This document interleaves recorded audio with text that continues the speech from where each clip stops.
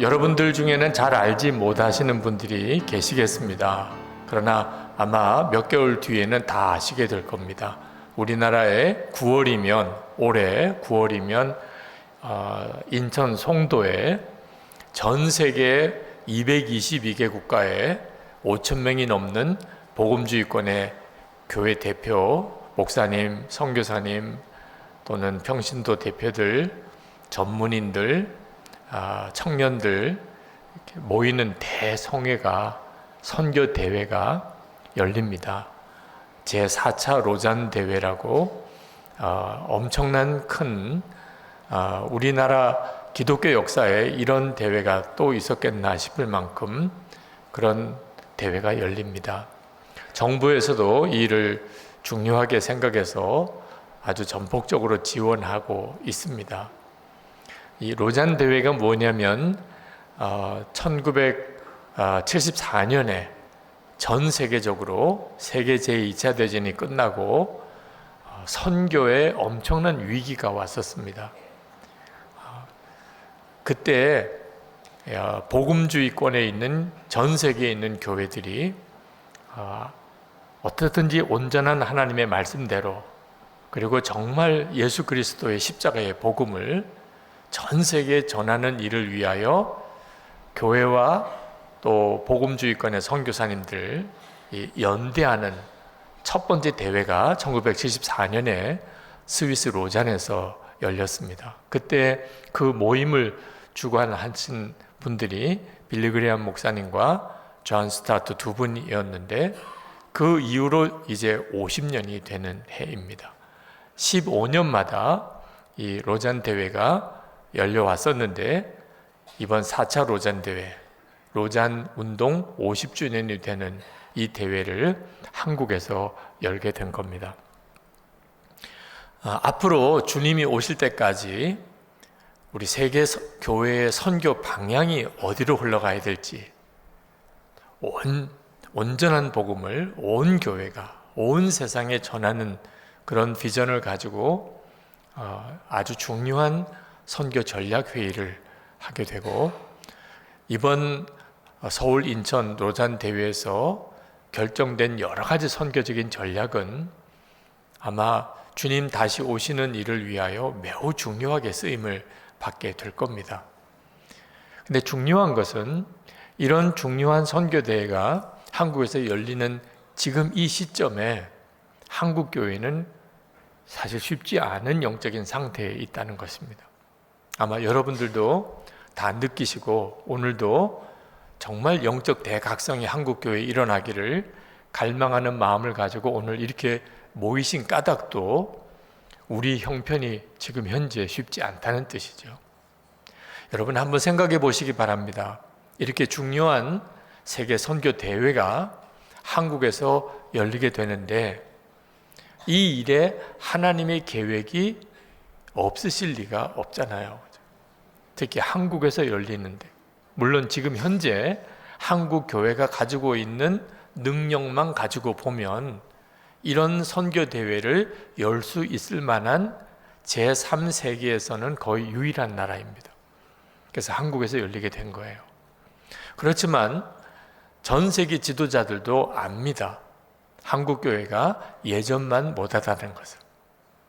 예전에 한국 교회가 크게 부흥되던 시절만은 지금은 뚜렷하게 한국 교회가 많이 기울어져 있다는 걸. 그러니까 찾아오는 손님들도 사실 한국 교회에 와서 무슨 기쁨이 있겠습니까? 한국 교회가 영적으로 기울어지고 있다는데 세계에서 오는 복음주의권의 대표들이 무슨 기쁨이 있겠냐 말입니다. 하나님이 전 세계 복음주의권의 대표들을 한국에 오게 해서 이렇게 한때는 굉장히 부흥됐던 한국교회가 이제는 기울어져 가고 있는 모습을 보여주고 싶으신 것일까? 그럴 리가 없잖아요. 하나님은 절대로 그런 계획을 가지고 한국에서 열게 하셨을 리가 없잖아요. 15년 전에 남아프리카 공화국 케이프타운에서 3차 로잔 대회가 열렸습니다. 그때 중국에 있는 가정교회에서 그 로잔 대회에 참여하는 일로 너무너무 가슴이 뜨거웠다고 그랬습니다. 그래서 그들이 남아프리카 케이프타운에 가기로 다 약속을 했는데 중국 정부, 공산당 정부에서 막았습니다. 로잔 대회의 신학과 정신이 중국 공산당 정부와 맞지 않는다. 그래서 참석하지 못한다고 막았습니다. 그래서 중국 대표들이 가택연금도 당하고 공항에서 끌려가기도 하고 그래서 한 명도 참석을 못했습니다. 그러니까 케이프타운에 있는 로잔 대회, 3차 대회 때 중국 대표들이 앉는 자리는 빈 좌석으로 그냥 내버려 두었습니다. 중국 가정교회가 그 일로 인해서 정말 많이 낙심도 했지만 오히려 전화위복이 되어서 중국 가정교회가 영적으로 뜨겁게 하나가 됩니다. 이 가정교회는 파가 많아요. 도시 가정교회도 있고 농촌 가정교회도 있고 또는 원래 형태의 가정교회도 있고 아주 다양한 형태의 가정교회 파가 있는데 좀처럼 하나가 되지 못했습니다. 그런데 로잔 대회에 참석하지 못하는 것을 계기로 가정교회가 하나가 돼요. 그리고 중국 안에 강력한 선교 운동이 일어납니다. 2030년까지 전 세계에 2만 명의 선교사를 파송한다. 2030 선교 운동이 그로 인해서 시작이 됩니다. 그런 뜨거운 열기를 보고 많은 분들이 한국에 일어났던 성령의 부흥이 이제는 중국 교회로 건너갔구나. 그렇게 평가하는 사람이 나왔을 정도예요. 그렇게 중국 교회가 뜨겁게 부흥이 됐습니다.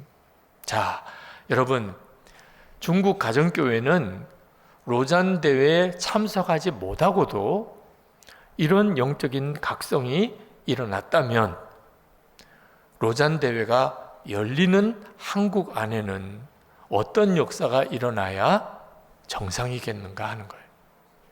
저는 4차 로잔 대회가 한국에서 열리게 됐다는 소식을 듣고 하나님께서 한국 교회에 부흥을 주시려고 영적으로 한국 교회를 다시 일깨워 주시려고 하나님이 계획하셨구나. 우리에게 그런 기회를 주셨구나. 그렇게 믿어졌어요. 그래서 저에게 로잔 대회를 섬기라고 제안이 왔을 때 기쁜 마음으로 섬기게 됐습니다. 그리고 이제 9월이면 로잔 대회가 한국에서 열립니다. 아마 여러분들이 지금은 자세한 뉴스를 보실 기회가 혹 없으셨다 하더라도 이제 8월, 9월, 10월 이 로잔 대회를 전후로 해서 아마 로잔 대회에 대해서 많은 소식을 듣게 될 거고 그리고 10월쯤 되면 진짜 엄청난 대회가 한국에서 열렸었구나 하는 것을 다 아시게 될 겁니다. 근데 문제는 이제 한 3개월 정도 남은 거예요. 9월이면 이제 한 3개월 남은 겁니다. 과연 이 로잔 대회를 계기로 한국 교회 안에 영적 각성이 일어날 수 있을까? 오늘 여러분들이 영적 대각성이라고 하는 주제를 가지고 춘천 성시와 연합 집회를 열게 되었는데 3개월 정도 남았는데 영적 대각성이 한국 교회에 일어날 수 있을까요? 여러분 중에는 그건 너무 시간이 남지 않았구나 그런 마음이 드시는 분들이 많으실 겁니다. 한국교회가 영적으로 다시 일어나기를 새롭게 부흥되기를 다 기도들 해오셨잖아요.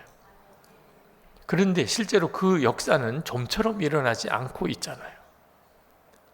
우리가 오늘 이렇게 크게 정말 제가 보기에도 깜짝 놀랄 만큼 우리가 이렇게 많이 모여서 오늘 정말 사모함으로 하나님께 이 땅에 다시 부흥을 주시기를 기도하지만 이런 집회를 한두 번 경험한 것도 아니잖아요.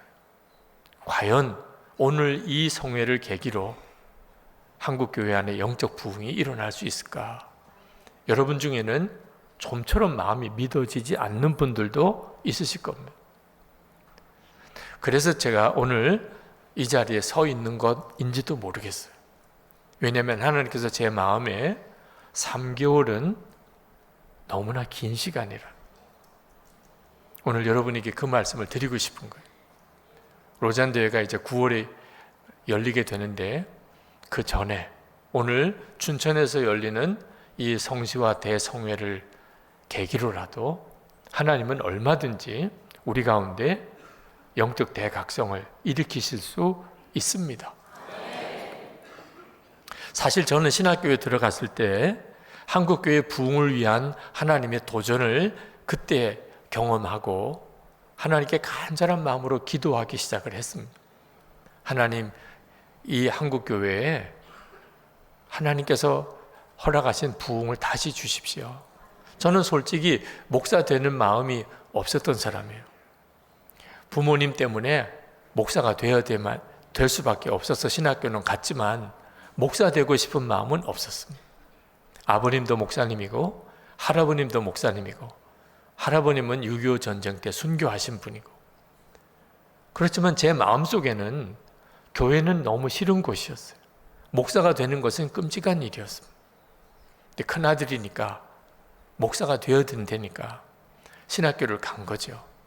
근데 신학교 도서관에서 한국 교회사 레포트를 쓰다가 한국 교회 부흥의 역사에 대한 자료를 읽어가면서 레포트를 쓰다가 그 도서관 책상 옆에 거기서 무릎을 꿇고 하나님께 기도했던 적이 있습니다. 이런 부흥이 그때 도서관에서 보았던 한국 교회 부흥의 당시의 기록은 제 가슴을 너무나 뜨겁게 했습니다. 이런 일이 일어났단 말이야. 이런 역사가 일어났단 말이야. 그래서 지금 한국교회가 됐다는 거야. 하나님, 이런 부흥이 다시 일어날 수 있다면 제 목회하겠습니다. 그랬던 이후로 저는 한국교회에 하나님이 다시 부흥을 주시기를, 영적으로 다시 한국교회에 각성을 주시기를 사모하며 목회를 했어요. 그런데 한국교회의 전체 상황은 점점 기울어져 가는 것 같은 겁니다. 그렇게 한국교회 부흥을 위해서 기도하는데 한국교회 상황은 점점 어려워져 가는 것. 마치 침몰하는 큰 배가 서서히 가라앉아가는 그런 느낌인 거예요. 그런 상황에서 저는 작년 4월에 은퇴를 하게 됐습니다. 은퇴를 하고 다른 섭섭한 것은 아무것도 없는데 한국교회의 부흥을 보지 못하고 이렇게 은퇴하게 되는 것이 너무너무 마음이 안타까웠습니다. 그런 상황에서 로잔 대회 소식이 들려온 거예요. 그때 제 마음에 하나님이 한국교회를 위하여 허락하신 대회구나, 그런 생각을 하게 된 겁니다. 그래서 로잔 대회도 잘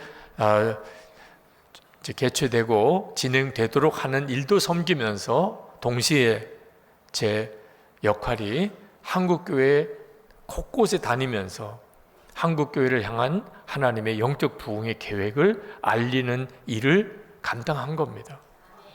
제가 하나님 부흥을 주시겠다고 그때 제가 신학생 때 도서관에서 기도할 때 제 마음에 확신을 주셨던 하나님, 언제 그런 부흥을 주시겠습니까?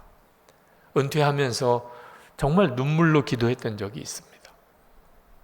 근데 그때 하나님께서 제게 깨우쳐 주신 것이 있어요. 부흥이 이미 우리 가운데 임하여 있다는 겁니다. 깜짝 놀랐어요. 오순절 마가다락방에 성령이 임하실 때는 아직까지 성령이 제자들 가운데 임하지 않은 상태였습니다. 그러니까 그들은 주님의 약속의 말씀을 의지해서 열흘 동안 전심으로 기도를 할 수밖에 없었습니다. 근데 오순절이 이름에 하나님이 정하신 날이죠.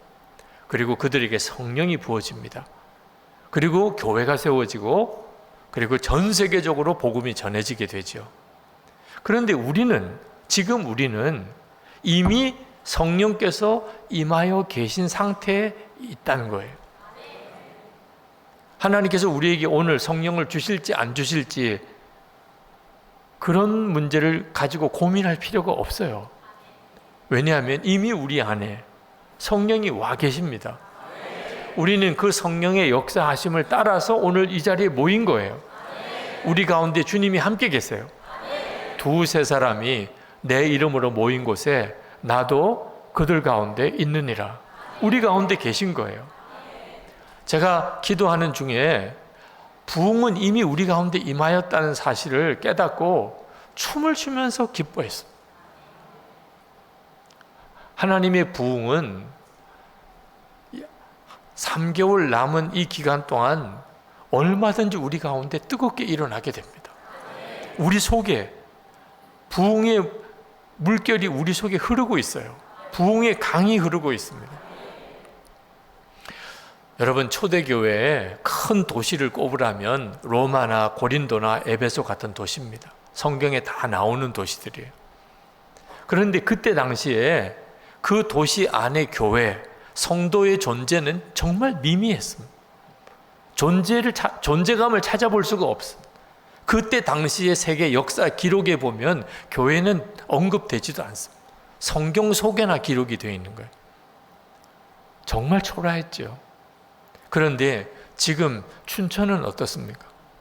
춘천에 이렇게 큰 교회들이 얼마나 많습니까? 춘천에 예수 믿는 성도들이 얼마나 많습니까? 초대교회 성도들이 지금 이 자리에 우리를 와서 본다면 그들은 아마 기절초풍할 것입니다. 아니, 이렇게 큰 예배당이 있어? 그것도 한둘이 아니고 이 춘천이란 도시에 이렇게 많을 수가 있어? 이렇게 예수 믿는 사람들이, 아니 이 한국 사람들 중에 이 춘천이란 도시 안에도 이렇게 많아? 초대교회 교인들은 지금 우리를 보면 아마 기절초풍할 거예요. 우리는 성경에 나오는 모세나 다윗이나 아브라함이나 대단한 하나님의 사람들이죠. 그러나 그들이 지금 우리를 보고 아마 하늘에서 정말 놀라고 있을 거예요. 그때 당시에 예수 믿는, 하나님을 믿는 사람들은 이스라엘 민족 하나였습니다. 근데 지금 보십시오. 전 세계 모든 나라와 족속에서 하나님을 믿고 있어요. 여러분이 잘 아셔야 합니다. 지금 우리가 살고 있는 지금 이 시대, 우리 지금 이 형편이 엄청난 부흥이 일어나고 있는 그 현장 속에 있다는 것입니다. 안타까운 것은 그럼에도 불구하고 그런 하나님의 역사를 제대로 깨닫지 못하고 있는 것이 문제일 뿐이에요.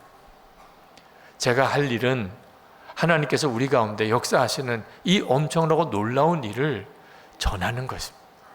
오늘 이 밤에도 그렇습니다. 시간은 그렇게 많지 않지만 여러분에게 정말 말씀을 드리고 싶은 것이 있는 거예요. 오늘 이 본문을 택한 이유가 있습니다.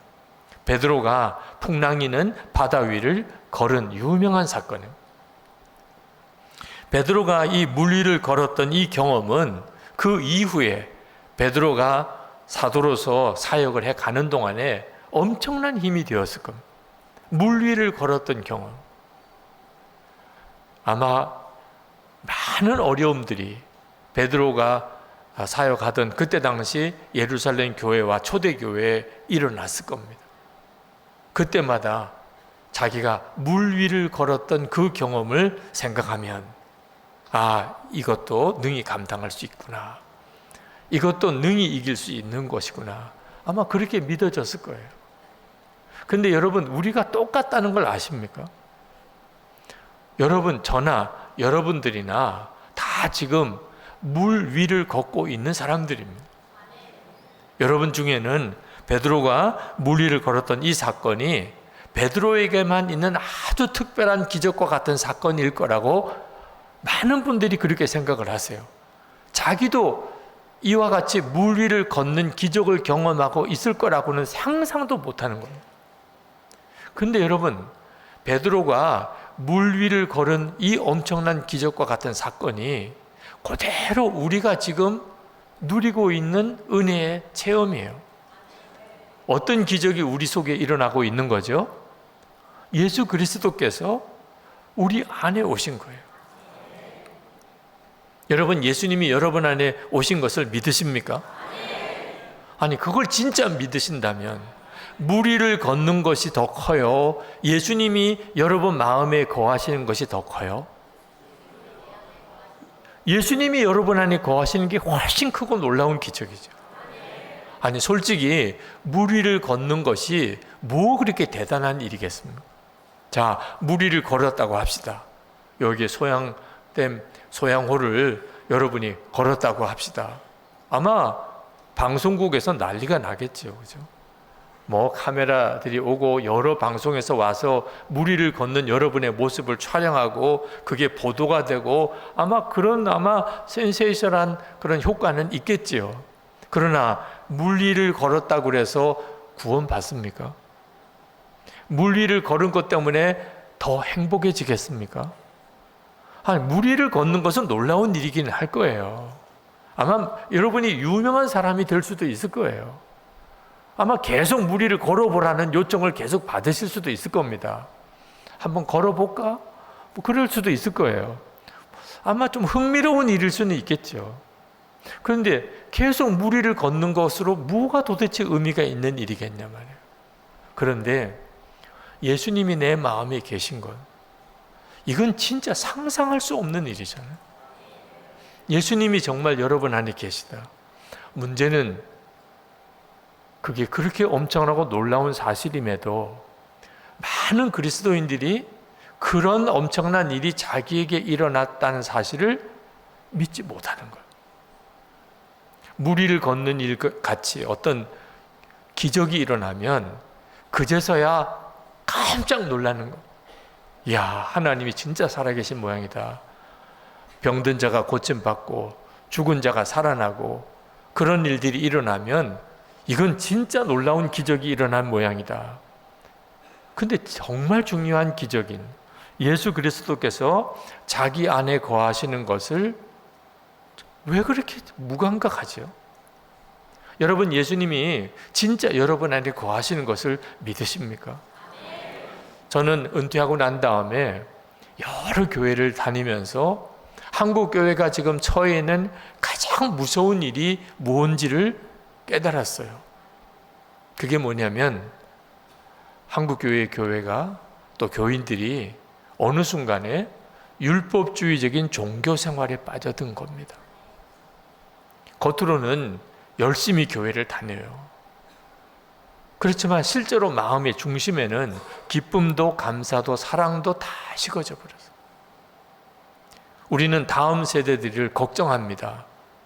우리 자녀들이, 우리 청년 학생들이 어느 순간에 믿음이 없는 것 같아요. 이거 큰일 났구나. 그런데 다시 물어봐야 돼요. 어른 세대인 여러분들에게는 믿음이 있습니까? 우리 자녀들이 가정에서 우리들을 보아요. 엄마 아빠가 교회 다니는 거 알아요.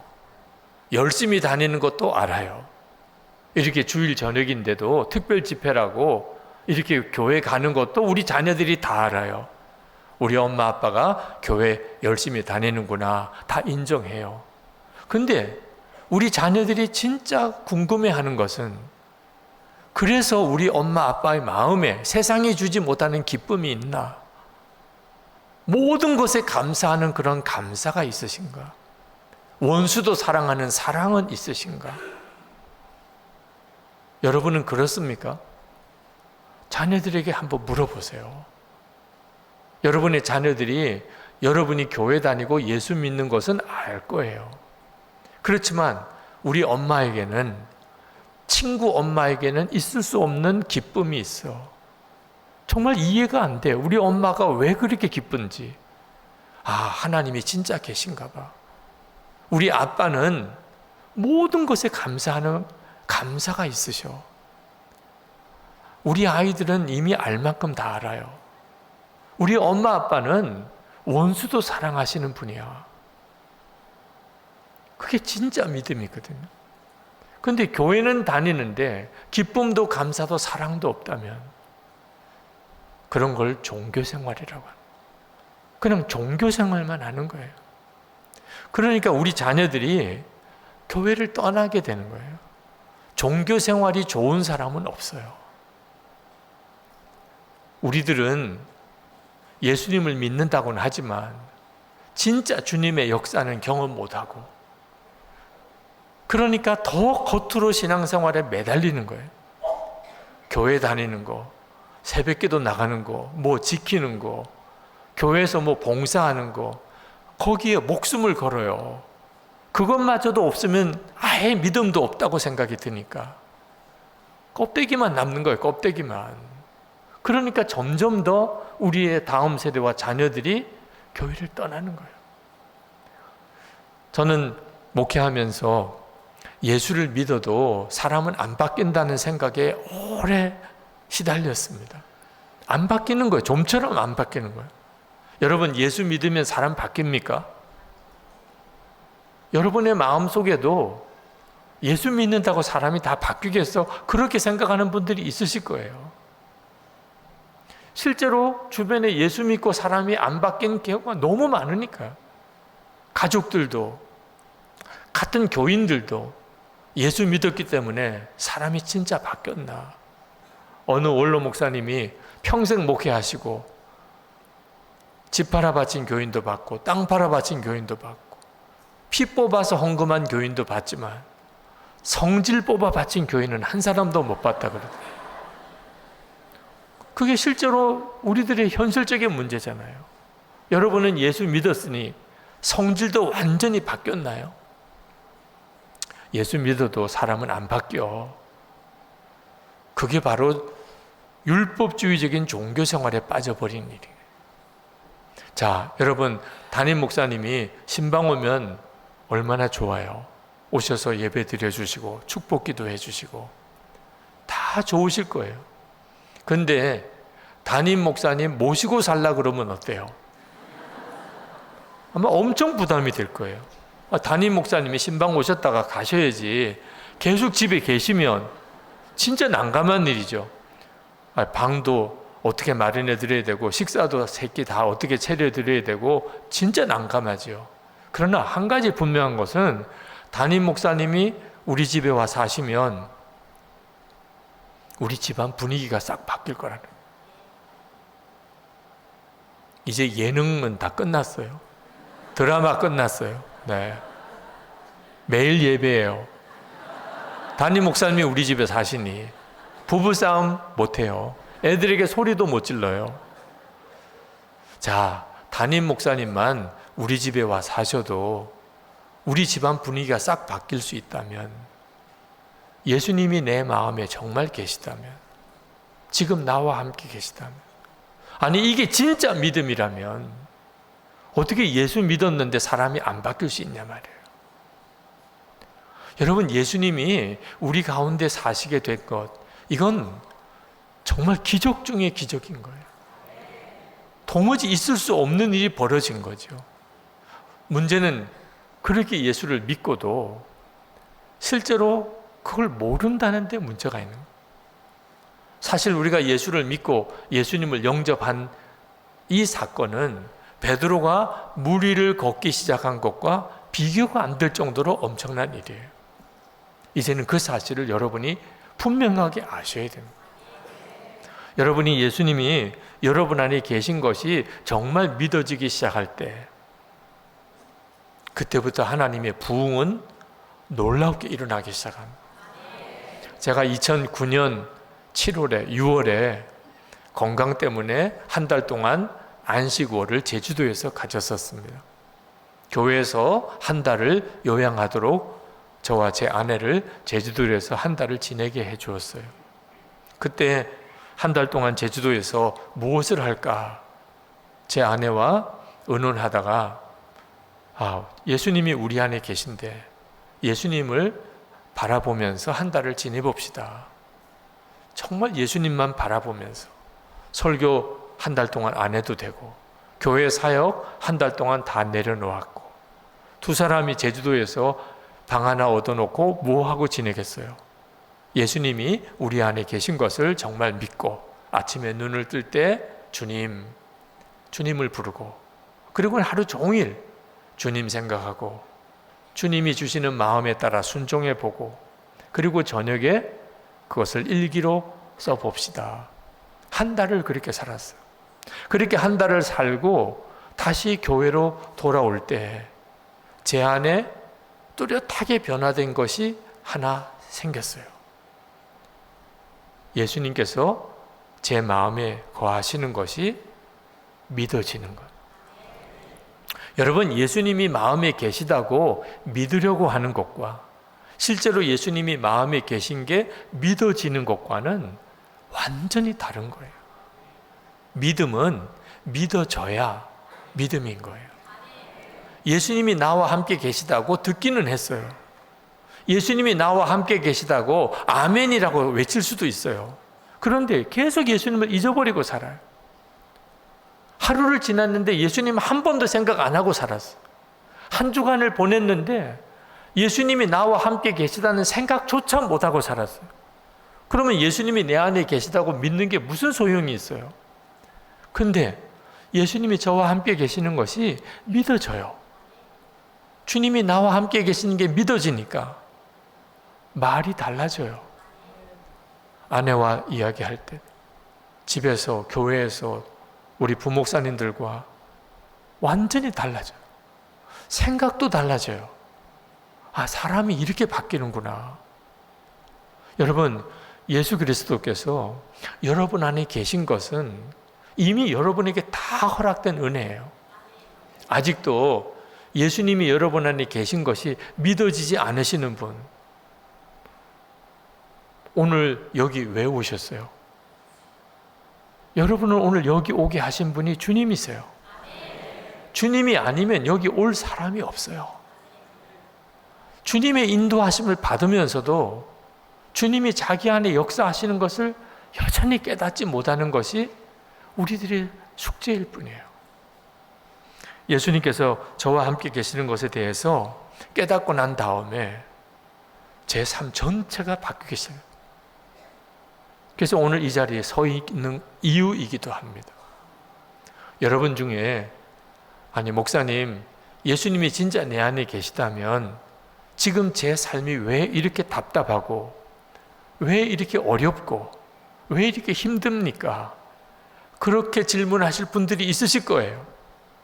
예수님이 진짜 내 안에 계시다면, 나와 함께 정말 계시다면 왜 아무런 역사를 안 해주고 계십니까? 여러분, 오늘 성경 말씀을 보세요. 베드로가 예수님께서 오라 하셔서 물 위를 걸었습니다. 우리가 예수를 믿을 때 꼭 그런 역사가 일어난 거예요. 우리 인생 가운데 우리가 물 위를 걷는 엄청난 사건이 우리가 예수를 믿을 때 일어난 거예요. 근데 큰 바람 소리가 들리면서 파도를 바라보는 중에 그만 베드로가 물속에 쑥 빠져 들어갔습니다. 베드로는 너무너무 당황스러웠어요.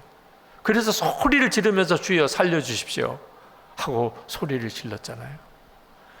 지금 그런 형편 속에 있는 거예요. 여러분들이 예수를 믿었지만 여러분의 삶, 여러분의 가정, 지금 여러분의 모든 일터, 여러분의 교회에서 시험도 많고 어려움도 많고 죽을 것 같고 너무 짜증나고 기쁨도 감사도 없고, 그렇다면 물 위를 걷던 베드로가 파도를 보고 바람 소리에 그만 주님을 바라보는 눈을 놓치고 그리고 물속에 쑥 빠져든 것과 같은 처지에 있는 것입니다. 그걸 정확히 아셔야 돼요. 그러다가 오늘 은혜를 좀 받으면 다시 또 일어나요. 그래서 물 위를 걷는 것 같은 상태가 돼요. 문제는 이제 내일 아침인 거죠.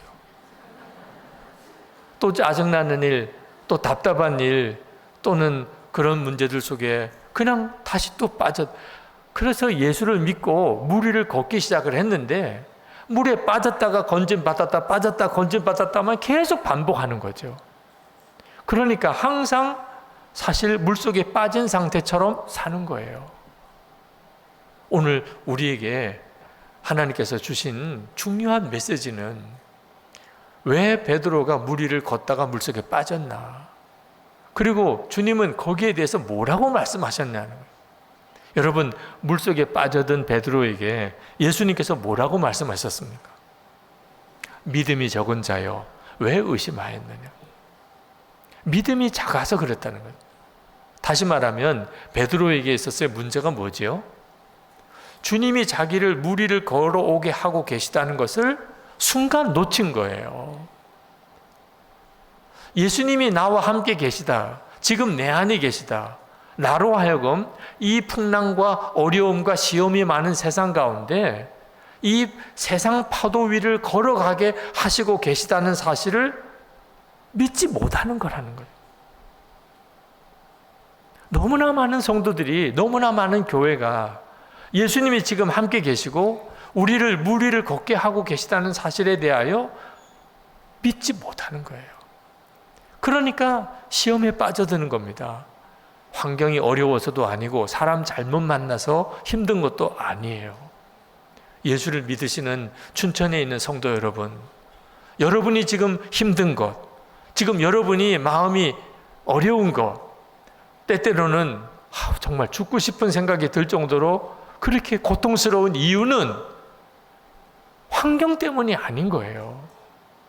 사람 잘못 만나서 그런 것도 아닌 거라니까요. 유독 여러분에게 시험이 커서 그런 것도 아니라니까요. 우리가 예수를 믿은 것 그 자체는 이미 그런 풍랑 위를 걷는 것과 같은 삶이에요. 그런데도 왜 그렇게 힘든지 주님 바라보는 눈을 놓친 거예요. 문제를 바라보고 바람 소리에 그만 마음이 흔들리고 그리고 파도를 바라보니까 그러니까 무리를 멀쩡히 걷던 사람이 물속에 빠져든 거라니까. 믿음이 적은 자여, 왜 의심하였느냐? 저는 오랫동안 설교의 열등감으로 아주 고통을 당했습니다.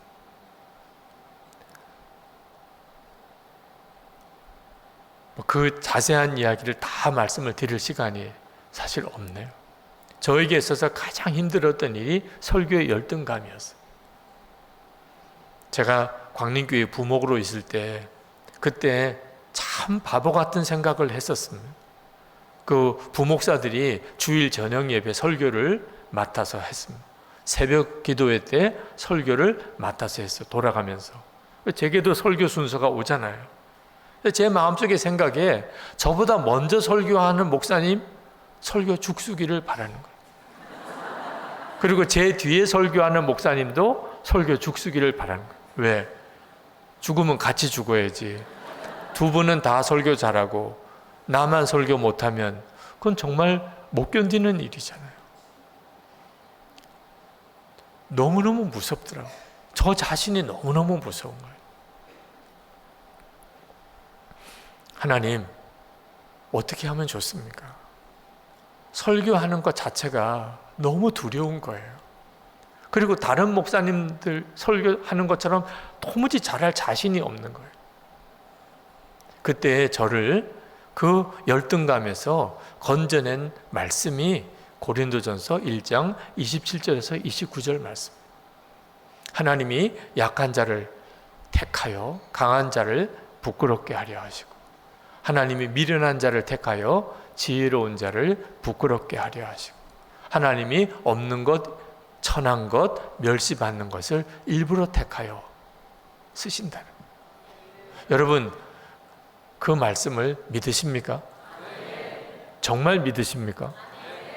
저는 안 믿어지더라고요. 아니, 하나님이 이왕이면 지혜롭고 똑똑하고 말 잘하는 사람을 쓰시면 훨씬 더 일을 더 잘할 거 아니겠어요? 일부러 약한 거, 없는 거, 천한 거, 멸시받는 것을 왜 일부러 택하십니까? 저는 도무지 믿어지지가 않는 거예요. 만약에 여러분이 진짜 그게 믿어진다면 여러분의 자녀들이 공부를 못해서 꼴등을 하면 너무 기쁘시겠어요. 하나님이 택하신 자잖아요. 없는 것, 천한 것, 멸시받는 것을 택하신다 했잖아요. 그래서 그 기쁜 소식을 담임 목사님에게 알리고 주일 점심에 떡을 해서 돌리고 그렇게 하시죠? 여러분 아이가 꼴등하면 너무 감사하죠? 1등하면 하나님 우리 아이는 버리셨습니까? 그래서 막 정말 애통한 마음이 드시나요? 아니시잖아요. 여러분들도 어떻든지 남보다 뛰어나야 되고 여러분의 자녀들이 남보다 성적이 좋아야 된다고 생각하잖아요. 성경은 그렇게 말씀을 했는데 실제로 우리 믿음은 그렇지 않단 말이에요. 저는 그 말씀이 그날 큐티 본문인데 큐티 본문이 넘어가지지 않는 거예요. 믿어지지도 적용도 안 되니까. 3일째 큐티를 못했어요. 하나님이 약한 자를 들어 쓰신다는데 그게 믿어지지 않는 거예요. 근데 3일째 되는 날 이 말씀은 믿을 거냐 믿지 않을 거냐 둘 중에 하나만 택해야 돼요. 이해하고 믿어지는 말씀이 아닌 거예요. 그래서 그 말씀을 펼치고 그리고는 하나님께 한마디 고백을 했습니다. 믿겠습니다. 그리고는 성경책을 가슴에 끌어안고 그냥 머리를 방바닥에 그냥 꽂아 놓고 울었어요. 그렇게 통곡하게 되더라고요. 하나님의 말씀을 믿게 됐는데 그게 그렇게 엄청난 일인지 저는 몰랐어요. 그동안에 하나님의 말씀을 수없이 들으면서도 실제로 믿음으로 반응하지 않았던 거예요. 그런데 그날 그 말씀 하나, 하나님이 약한 자를 들어 강한 자를 부끄럽게 하려 하신다. 저 자신에 대해서 가지고 있는 이 사람 앞에 섰을 때의 두려운 마음, 말 버벅거리는 거, 또 제가 부산에서 자랐기 때문에 사투리가 섞여 나오는 거, 나는 도무지 설교를 잘할 수가 없다고 생각하는 그 모든 것에 대한 열등감이 그날 믿음으로 처리되었어요. 그래서 쓰신다면 그러면 감사할 일이죠. 그때부터 다른 목사님의 설교에 은혜를 받기 시작했어요. 그 목사님은 그 목사님대로 쓰시고 나는 나대로 쓰신다니까. 그러니까 문제가 될 것도 없었어요. 그리고 참 놀라웠게도 그 다음부터 이렇게 말씀을 전하러 다니는 사역을 하나님이 열어주시기 시작했어요. 여러분은 진짜 정말 예수님이 여러분 안에 계신 것을 믿으십니까? 이게 오늘 우리에게 주어지는 중요한 주님의 메시지예요. 여러분이 예수님이 여러분 안에 계신 것을 정말 믿게 될 때, 그래서 계속 주님을 바라보고 살기 시작할 때, 그때부터 여러분이 경험하게 돼요. 여러분의 개인 삶 자체가 물 위를 걷는 것과 같은 경험을 하게 되는 거예요. 그리고 우리가 있는 교회가, 그리고 한국 교회 안에 하나님께서 하시는 엄청나고 놀라운 일들이 우리 가운데 그대로 드러나게 된다는 거예요. 이 일은 하나님이 오늘 우리에게 특별히 어떤 역사를 주셔야 되는 일이 아니라는 거예요. 우리가 이렇게 많이 모여서 하나님 앞에 간절한 마음으로 기도하니 하나님께서 하늘에서 들으시고 우리의 기도에 응답하셔서 오늘 엄청나고 놀라운 부흥을 주시는 것이 아니라는 거예요. 왜? 이미 우리 안에 와 계신 거예요. 우리가 그 사실에 대해서 진짜 믿게 되고, 그동안에는 믿음이 적어서 주님이 내 안에 계시다고 듣기만 했지 실제로는 믿은 게 아니라는 거예요. 그러니까 예수님에 대해서 제대로 반응도 못하고 살았다는 거예요. 근데 그 사실을 진짜 믿게 될 때, 그때부터 주님은 역사하기 시작합니다.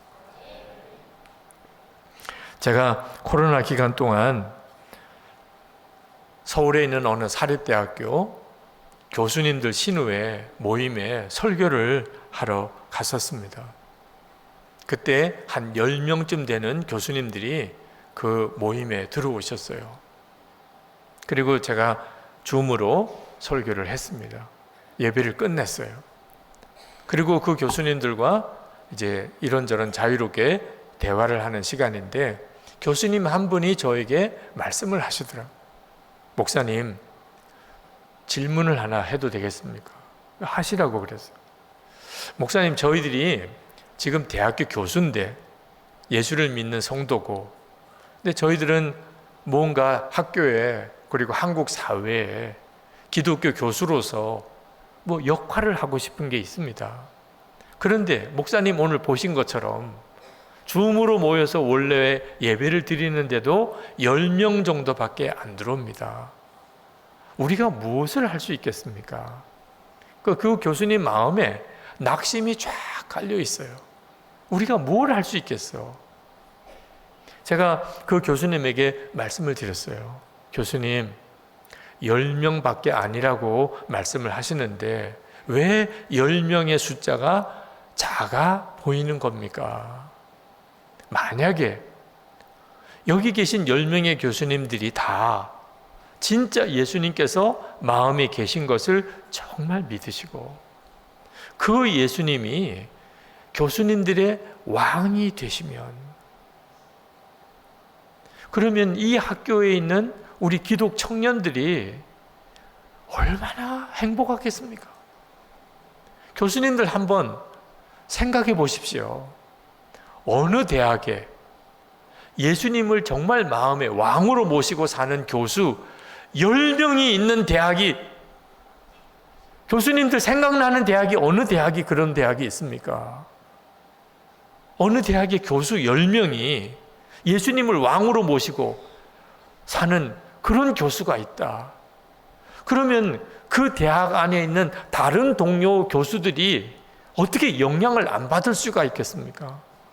예수님을 진짜 왕으로 모시고 사는 교수가 10명이나 있는데 그 대학 안에 있는 기독 학생들이 얼마나 힘이 나겠습니까?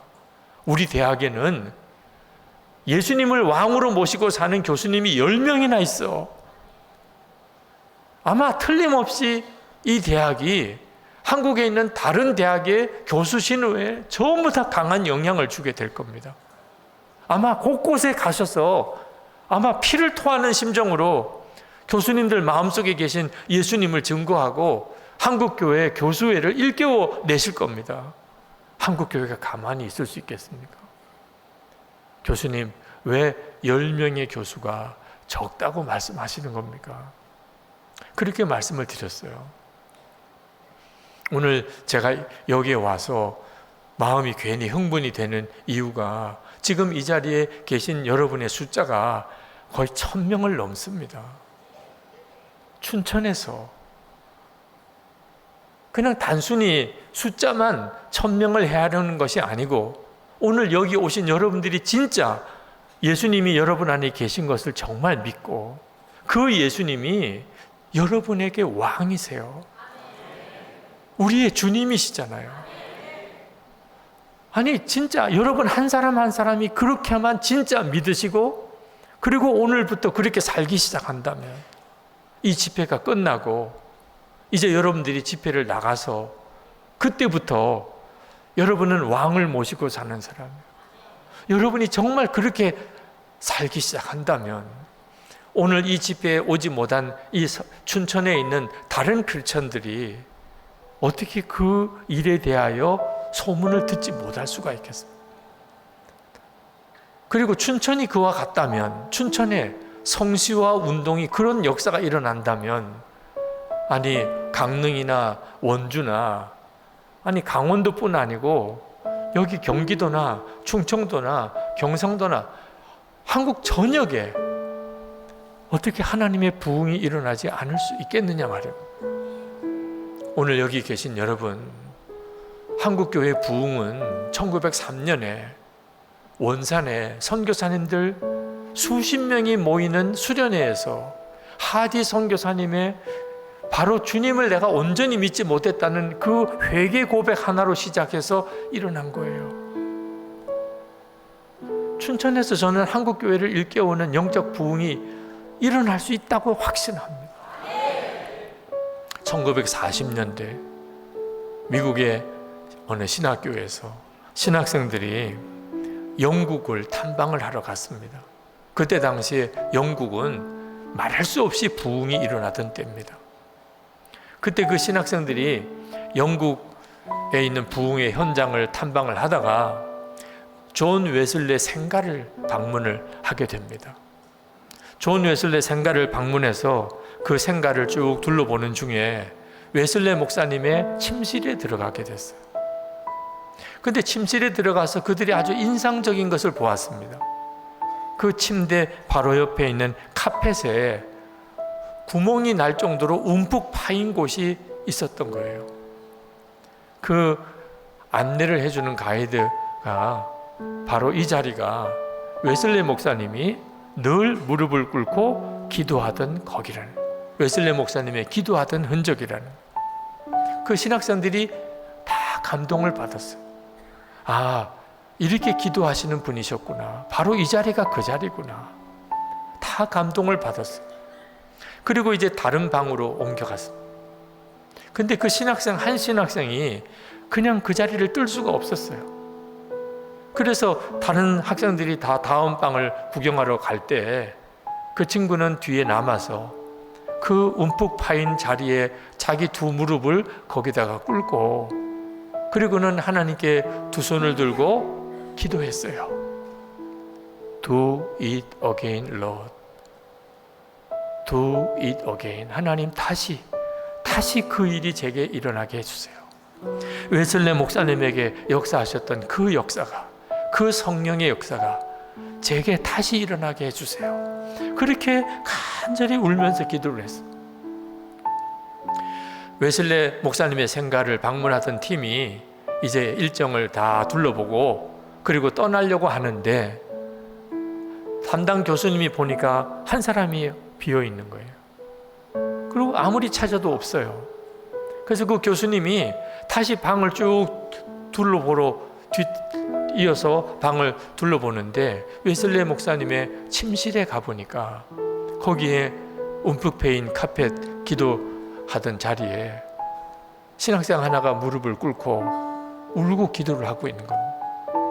그래서 그 신학생 옆에 가서 손을 어깨에다가 대면서 우리가 이제 떠나야 될 시간이다. 일어나서 가자. 그래서 그 신학생을 일으켜서 데리고 나왔어요. 그 신학생이 누구냐 하면 빌리 그레함입니다.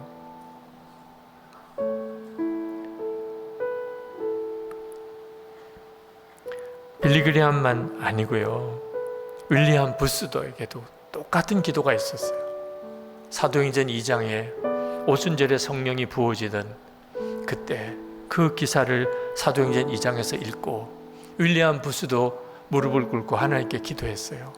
똑같은 기도를 했어요. Do it again, Lord. 하나님, 이 역사가 제게도 일어나게 해주십시오. 그리고 하나님은 윌리엄 부스에게 정말 약속대로 성령을 부으시고, 그리고 그 심령이 영적으로 각성이 되고 구세군이 만들어지죠. 여러분, 존 웨슬레나 윌리엄 부스나 빌리 그레함이나 다 똑같이 마음에 성령의 역사하심을 그냥 순종해서 반응하여 기도했던 것 뿐이에요. 우리가 그 일을 못할 이유가 뭐가 있습니까? 우리는 언제까지 부흥이 다른 어디서 일어나기를 들으려고만 하십니까? 어디서 들려오기를 바라십니까? 서울에서? 아니면 전라도 광주에서? 아니면 저 해외 어디서요? 아니면 인천 송도에서 들려오기를 바라십니까? 당연히 주님, 여기서 일어나게 해주십시오. 춘천이 한국교회 영적 각성의 진원지가 되게 해주십시오. 그 일이 제게 지금 다시 일어나게 해주십시오. 그렇게 기도하는 일이 우리에게 정말 필요하지 않겠습니까? 이제 우리 같이 기도하십시다. 이미 부흥이 우리 가운데 임했음을 정말 믿으시기 바랍니다. 하나님이 우리에게 다시 오늘 더 어떤 일을 이루어 주실 이유가 없습니다. 이미 우리 안에 주의 성령이 임하셨고, 그리고 여기까지 나를 인도하셨어요. 우리가 이 집회를 위해서 그동안 준비하고 기도할 때 마음의 간절함은 다 성령의 역사인 것입니다. 주님, 이 한국 교회에 영적 대각성이 정말 필요합니다. 하나님, 이 일이 여기서부터 시작되게 해주십시오. 제 안에, 우리 가정 안에, 우리 교회 안에, 그리고 우리 춘천에서 일어나게 해 주옵소서. 주님, 다시 그때의 그 부흥의 역사가 1903년, 1907년 한국에서 일어났던 부흥이 다시 일어나게 해주십시오. 존 웨슬레에게, 윌리엄 부스에게 주셨던 그 부흥이, 사도행전 2장에 일어났던 그 부흥이 주님 제 심령에 그리고 우리 가정과 교회에 일어나게 해 주옵소서. 우리 주여 한번 뜨겁게 부르짖고 기도하겠습니다. 예수 하나님의 공의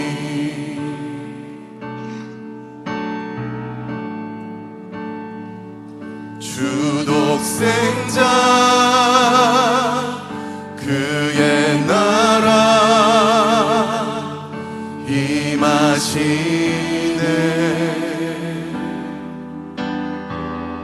예수 제물이 되신 주 예수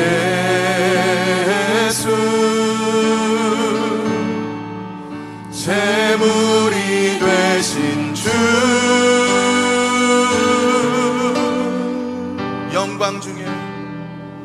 영광 중에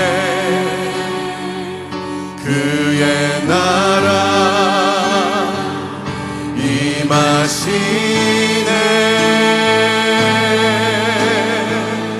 주의 나라 영원하며 주의 나라 영원하며 그의 영광 무궁하리.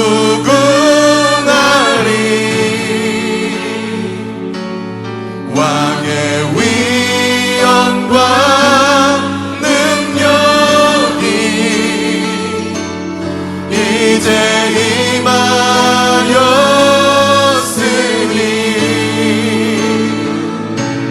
주의 주권과 주의 통치와 주의 나라 힘과 권세 임하네.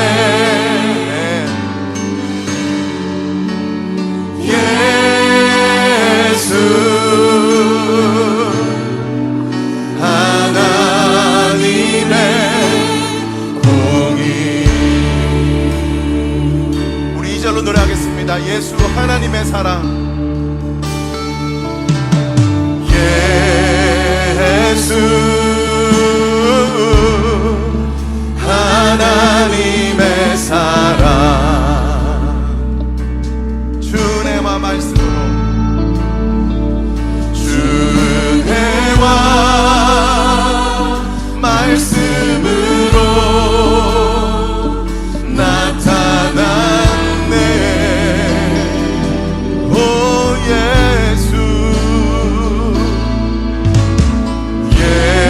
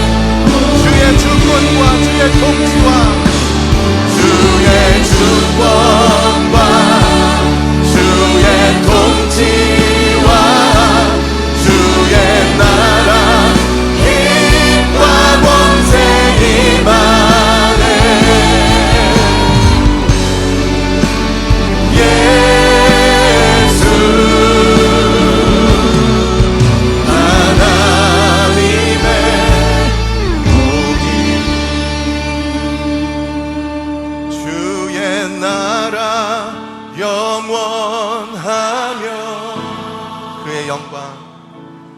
그의 영광 무궁